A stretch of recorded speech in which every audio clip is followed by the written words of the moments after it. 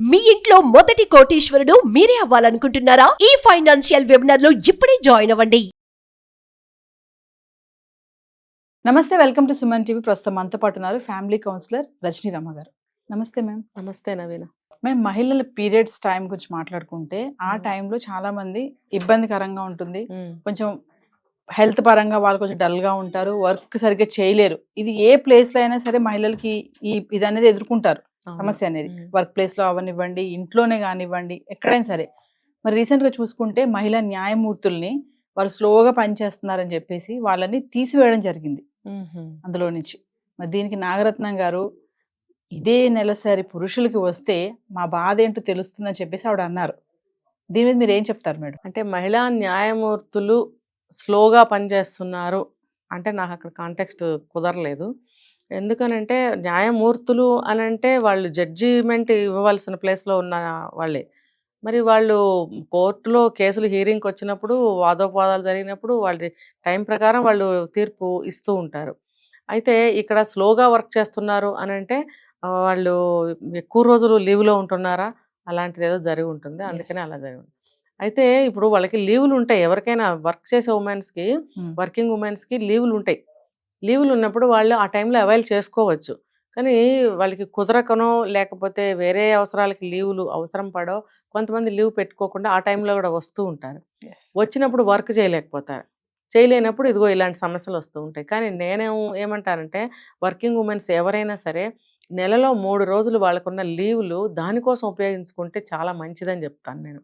ఇప్పుడు ఏదన్నా ఒక షాపింగ్కి వెళ్ళాలి, లేకపోతే ఇంకోటి వెళ్ళాలి, దానికి లీవులు ఉపయోగించుకోకుండా ఇప్పుడు ఇలాంటి వాటికి ఉపయోగించుకుంటే బాడీకి రెస్ట్ దొరుకుతుంది, హెల్త్ బాగుంటుంది, విశ్రాంతి దొరికితే బాడీ సిస్టమ్ కూడా బాగుంటుంది, మైండ్ బాగుంటుంది.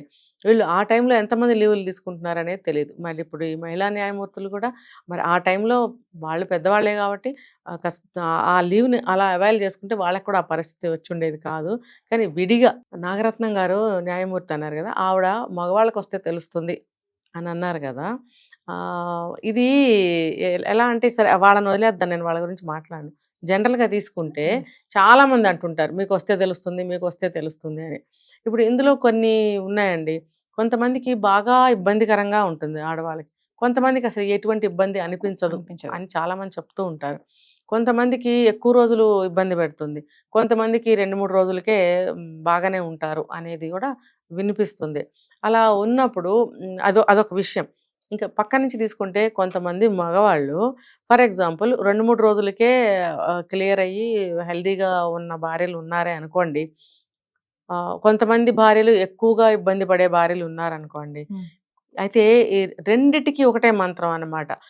తక్కువగా ఇబ్బంది పడే భార్యలు ఉంటే కూడా కొంతమంది భర్తలు అతిగా రియాక్ట్ అయ్యి మా వైఫ్ ఇప్పుడు ఈ టైంలో ఉంది, బాబోయ్ అని చాలా అపురూపం చేసేసి, బాగా ఎంతుంటే అంత ఎక్కువ చేసేసి, గందరగోళం చేసేసి చాలా ఓవర్ చేసేస్తుంటారు.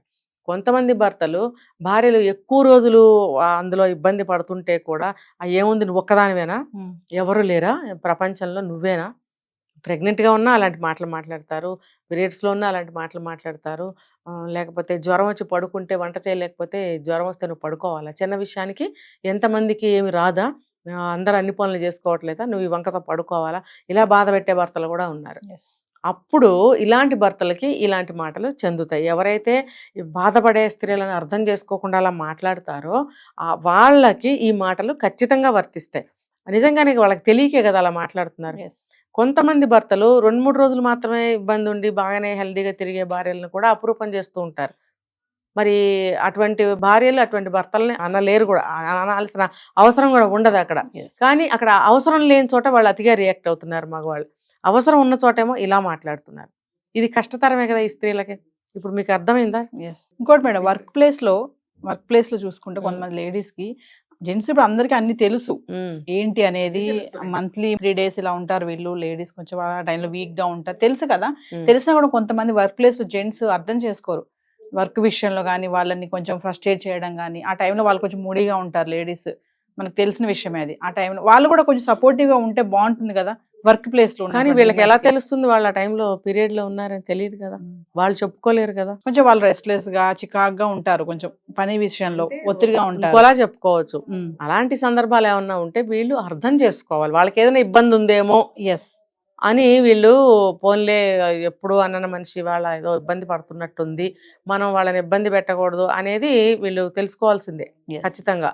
కానీ అలా డైరెక్ట్గా అయితే ఎవరు తెలుసుకోలేరు, చెప్పలేరు. కాబట్టి ఏదో ప్రాబ్లం ఉంది అని, లేడీస్కి ఇబ్బందులు ఉంటాయని అందరికీ తెలుసు. కాబట్టి ఒకవేళ ఆవిడ ఏదన్నా ఇబ్బందిలో ఉందేమో అని అర్థం చేసుకోవాలి. Yes. వర్క్ ప్లేస్లో కొలీగ్స్ అనేవాళ్ళు అలాగా కోఆపరేటివ్గా ఉండాలి. లేదు సార్ నాకు ఈ రోజు కొంచెం బాగలేదు, మీరు కొంచెం హెల్ప్ చేస్తారా వర్క్లో అన్నప్పుడైనా వాళ్ళు అర్థం చేసుకోవాలి. ఈవిడేదో ఇబ్బందిలో ఉంది, ఓకే అండి అని అనగలగాలి. Yes. లేదు చేయలేని పరిస్థితిలో ఉంటే ఈయన కూడా సున్నితంగా నో చెప్పచ్చు. అంతేగాని ఏంటండి మీరు ఎప్పుడు ఏదో వంక చెప్పి, మీ ఆడవాళ్ళకి బాగా అలవాటు అయిపోయింది, ఉమ్. అన్ని మగాళ్ళ మీద పడేస్తారు, మీరేం పెద్ద ఏం కష్టపడిపోతున్నారు, వర్క్ ఈ కాస్తేగా, మీరు లేడీస్కి వర్క్ ఎలా అయినా ఆఫీస్లో తక్కువే ఇస్తారు, ఆ మగవాళ్ళ మీద లోడ్ పడేస్తారు. ఇలాగ ఆళ్ళల్లో వాళ్ళకి గొడవలు బాగానే వస్తుంటాయి, ఏ డిపార్ట్మెంట్ అయినా. Yes. మరి అలా ఉండకూడదు. ఏంటంటే అది ఉండకూడదు అంటే అది ఎలా వస్తుందంటే వాళ్ళ మధ్యన అక్కడ కూడా బాండ్ సరిగ్గా ఉండాలి, రిలేషన్ అనేది బాగుండాలి. Yes. చూడండి ఎక్కడైనా సరే ఇద్దరు మనుషులు ఉన్నారు అంటే వాళ్ళ సంబంధాన్ని ఎప్పుడు మంచిగా పెట్టుకుంటూ ఉండాలి, చూసుకుంటూ ఉండాలి, మేనేజ్ చేసుకుంటూ ఉండాలి. Yes. అవసరమా కాదా? ఇప్పుడు ఏ ఇద్దరైనా సరే వాళ్ళిద్దరి మధ్యన అన్ని మంచిగా జరగాలి అంటే రిలేషన్ అనేది బాగుండాలా లేదా, అది ప్రతి ఒక్కళ్ళు మెయింటైన్ చేసుకోవాలి. అది మెయింటైన్ చేసుకోగలిగినప్పుడు ఇలాంటి సందర్భాల్లో ఆ పరాయి మగాడికి నేను ఇప్పుడు పీరియడ్లో ఉన్నానని ఎలా తెలుస్తుంది అంటే ఆయన తెలుసుకోగలుగుతాడు, అంటే ఊహించగలుగుతాడు. పాపం లేడీ కదా, ఇవిడికి ఏదన్నా అలాంటి ఇబ్బంది వచ్చిందేమో అని అర్థం చేసుకోగలుగుతాడు. ఎప్పుడు స్నేహ సంబంధం మంచిగా ఉన్నప్పుడు, కమ్యూనికేషన్ బాగున్నప్పుడు వాళ్ళిద్దరికి, అదే. కొలిక్స్ కి. అది ఎస్. ఆ బంధం బాగుంటే ఉమ్. అన్నీ బాగుంటాయి. అంటే ఆడవాళ్ళు కొంతమంది పట్టించుకోరు కాబట్టి నాగరత్నం గారు ఆ కామెంట్ చేయగలిగారు. మగవాళ్ళకు కూడా తెలిస్తే ఈ బాధ, ఈ మాట అనరు వాళ్ళని, అదే మెల్లగా పని చేస్తున్నారు, స్లోగా ఉంటారు వీళ్ళు ఎంతసేపు అనే మాట అనేది రాదు కదా మేడం. రాదు. మీరు అన్నట్టుగా రెండు వైపులా చెప్పారు. అవును. కొంతమంది మగవాళ్ళు ఇలా ఉంటారు, అవును. కొంతమంది అలా కూడా ఉంటారు. అటువంటిది ఏదో జరిగి ఉంటుంది. అంటే గవర్నమెంట్ డిపార్ట్మెంట్స్లో కొంచెం గట్టిగా మాట్లాడతారండి. ఇప్పుడు వచ్చిన సాఫ్ట్వేర్లు, ప్రైవేట్ ఉద్యోగాలు నైస్గా వెళ్ళిపోతుంటారు. Yes. ఇప్పుడు మరి గవర్నమెంట్ జాబ్స్లో కొంచెం గట్టిగానే మాట్లాడుకుంటారు ఏ విషయాన్నైనా. ఉమ్. ఏం మేడం మీరు ఎప్పుడు లీవ్ అంటారు, తలనొప్పి అంటారు, ఎవరు చేస్తారండి ఈ వర్క్ అంతా అని ఒక మగ ఆయన ఒక లేడీని అనగలుగుతాడు. ఉమ్. అది తెలుసు, చూసాం, వింటున్నాం కూడా. Yes. అలాంటప్పుడు ఈ ఆడవాళ్ళకి కూడా మండుతుంది, మండి ఇదిగో ఇలాంటివి మాట్లాడతారు. నేను చెప్పింది అదే. ఏ డిపార్ట్మెంట్ అయినా సరే, ఏ ఇద్దరి మధ్యనైనా సరే ఏదైనా సరిగ్గా జరగాలి. ఒక మాటే కానీ ఒక పనే కానీ జరగాలి మంచిగా అంటే వాళ్ళిద్దరి మధ్యన ఉన్న సంబంధం బాగుండాలి. Yes. ఒక ఇద్దరు కొలీగ్స్ మధ్యన ఉండేది సంబంధం ఎటువంటిది, స్నేహ సంబంధమే, ఆఫీస్కి సంబంధించిన సంబంధమే. ఆ వాతావరణము మంచిగా హెల్దీగా ఉంటే ఇలాంటివి రావు. Thank you ma'am.